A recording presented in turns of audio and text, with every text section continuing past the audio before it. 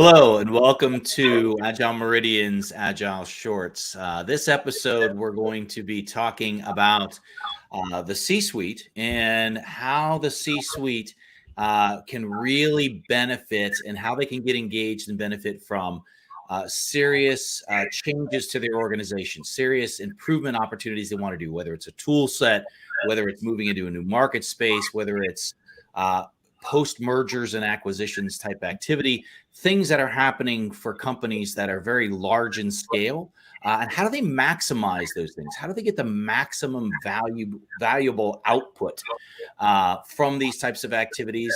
We're going to talk about three little tips today on that, three things to focus on and to be concerned about as a C-suite executive when you're going through these types of changes or trying to institute some of these new things. So joining me is Coach Kumar and Jolly Ranjan, my partners at Agile Meridian. Hi, guys. Good morning. How are you doing? Doing well. So this is a topic that the three of us have talked to quite a few executives about. I've had the opportunity myself to work with quite a few mid-sized companies where I had a lot of access to C-suites, and they were really looking at those scaling and growing type activities.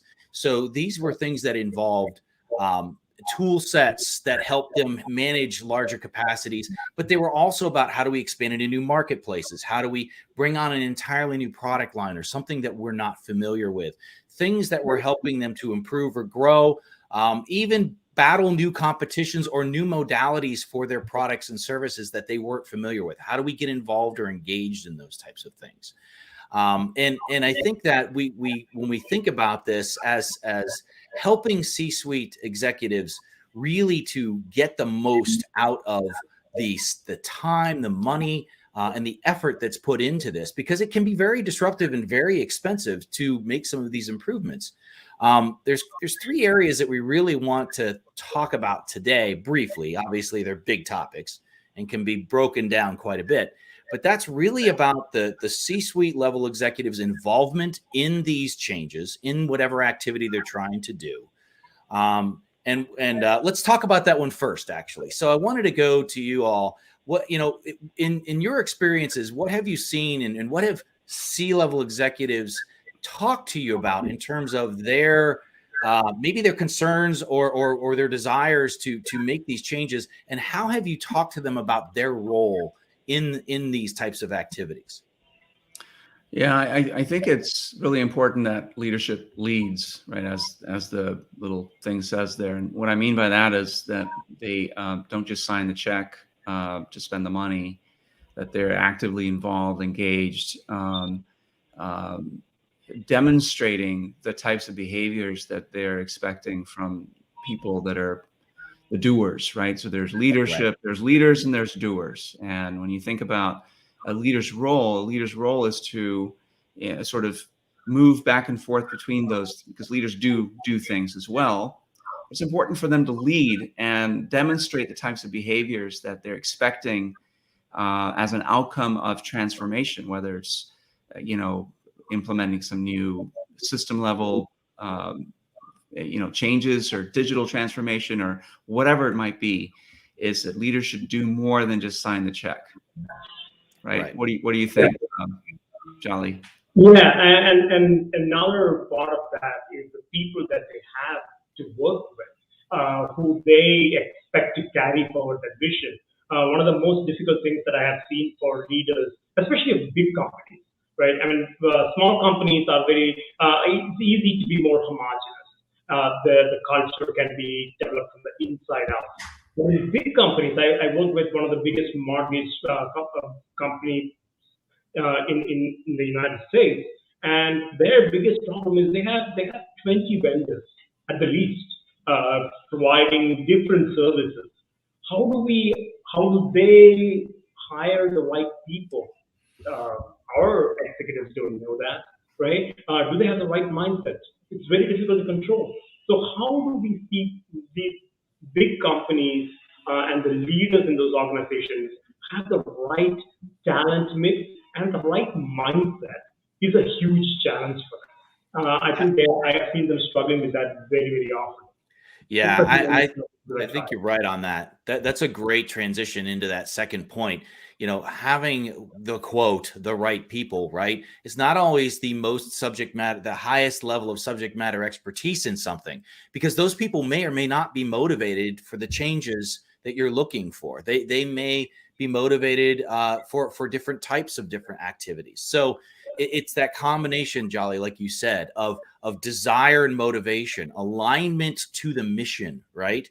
That and really, if you think about it, the folks that are on that left-handed side of the adoption curve, that are real innovators and fire starters, and they want to always constantly be improving. You want to build a team of folks like that because they will engage you for that. They won't be intimidated by the C-suite situation where maybe they haven't had a lot of interactions with this yet. They're put in charge of doing a lot of very important things that are going to move a lot of important pieces for the company.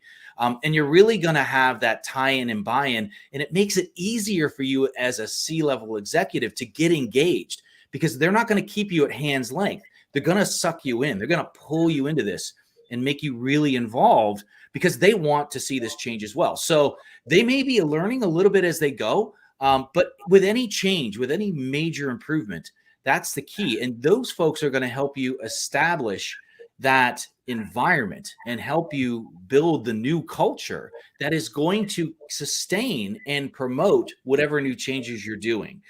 Second, a big reason for the C-suite being involved, as Kumar said, is really about having the ability to influence the culture and influence the environment. C-suite level executives are the ones that have the most influence over both of those things. We talk about ground up culture and everything else, but it has to be an environment that allows for that. And that's where the C-suite needs to be engaged in being participative with those teams to make those environments happen. This really reminds me of the TLT pattern, leadership pattern, tight, loose, tight, where leadership is tight on vision, outcomes, loose in the middle in terms of how that vision is implemented, and tight again on measures and feedback that are given to the doers, right, that are actually implementing this. And that's how leadership can lead at all levels of an organization, is to be really crisp and clear and provide clarity to the people doing the work. And of course, having the right people is super important and critical.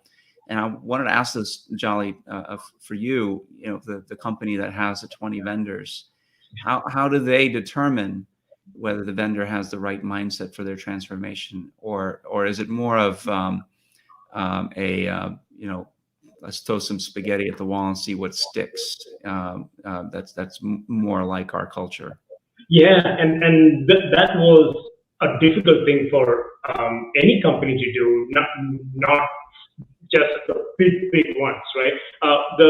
It was a multi-year effort to get to that point, and some companies, rightly or wrongly, decide that the coaching or the help that they get for the transformation is not for these vendors, right? It's just for our people. It's not for the vendors. The vendors can do what they want. We cannot change them. We are not paying to change them because we are paying for the services. It is up to them to fix those problems. But the right companies or the companies who do it right invest in those vendors as well and bring them along. And that is what this big company did. They made that extra effort. They brought these vendors and suppliers into the boot camps, into the dojos. They grew them as part of the team, invested in them. It was expensive, no doubt about that. But that made it a much bigger impact. That had a much bigger impact on the team as a whole, rather than just the full-time employees, so to speak. That investment is what it takes, and it takes a long time. It is not just a 1 month, 6-month effort. It took them close to 4 years to get to that point. But then what happened was the subsequent work that the vendors did, they were also cognizant of who they were bringing in, rather than just getting bodies, so to speak, right? Ever cognizant of what kind of culture we need to keep this client happy, to maximize the outcomes we are delivering for this client. And that had a huge impact in the long run. So it took a long time, but we got there. And the senior leadership had a huge hand in that. They pushed for it along with the vendors, along with the people in the company, and that had a huge impact for them in the long run. You know, that's very interesting. I had the opportunity about a week ago to work with a CFO that I'd worked with in the past. The CFO in the past, Dan Petchke, who was the CFO for Velocio down in Columbus, and he and I were having we actually had a session where we were talking about some of these topics on a day-long virtual. Wasn't a seminar. It was kind of like a virtual conference, right? Different topics. And we went into those types of things. I think he brought up an example of something like you were talking about, Jolly, with this.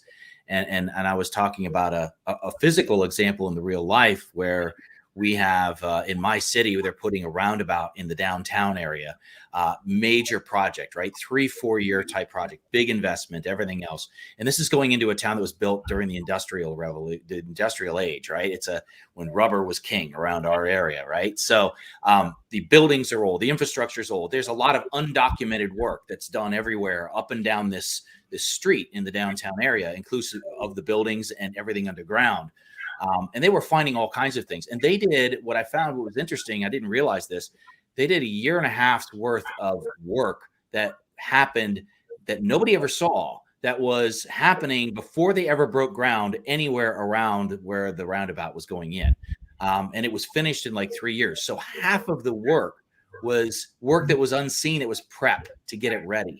But you know, in their case, you would know right away if you made a mistake, if you hit a water main, if a building falls down, you know, the street collapses, you kind of like, you know, in these cases where these CEOs and the C-level, suite level groups that we're working with, they don't necessarily have that kind of feedback in what they're doing with their things. So they may not know for years as to whether they're getting out of it what they wanted to get. So getting that prep work, and this is what Dan was really kind of focusing on as a CFO, experienced CFO, was that prep work is invaluable. You have to have that prep work done if you want to maximize the financial return and the as we were all calling it a little earlier today, the maximum valuable output, the maxed out value and out of the outcomes that you're getting from whatever it is you're trying to do. And it's really, really important to make sure that that is a component of what you're doing in that prep work. Yeah, it kind of it reminds me of a client that we supported, and they went on this sort of long and very methodical 2-year change management effort to prepare the organization. It's a large Fortune 50 company. Prepare the organization for the change that was coming, right? The transformation that was coming. And before they brought us Agile guys in, right, to help the teams pick up new skills, new patterns for working and delivering that value. And again, it was a 2-year effort. You know, they brought us in. We did a bunch of interviews for executives around the world that worked for this organization. And what was striking to us was the message that they, you know, the answers they gave to our questions. They were pretty uniform. You know, apparently they'd all had enough preparation for this change that was coming, where they were saying all the right things. Whether they were going to do all the right things was still an open question, right? Whether they had the right people or not, but still the preparation was really important for that organization to lay that groundwork in all the stuff that was invisible. And I suspect that it had an effect on their future success, because we were just brought in to do that study. Are they ready for Agile? And the determination by us and by them was, yes, we're ready for Agile. Let's go do it. And so we didn't get to see the fruits of our or their labor. However, it kind of reminds me what you were talking about, the preparation being so important, the right people being so important. And what struck me from what you were saying, Jolly, about your experience was it's almost like these vendors were not just vendors. They were really partners, you know, really closely intertwined with the success and the outcome of the transformation, right? Yeah, and the communication in that sense, the preparation that you and Mike were talking about goes beyond the four walls of the company, right? We have the CSO suite and the leadership that works with them, but then you have to bring in those partners from outside and make them part of the journey as well. Many vendors are motivated to give lip service. Yeah, we'll be agile. We are agile.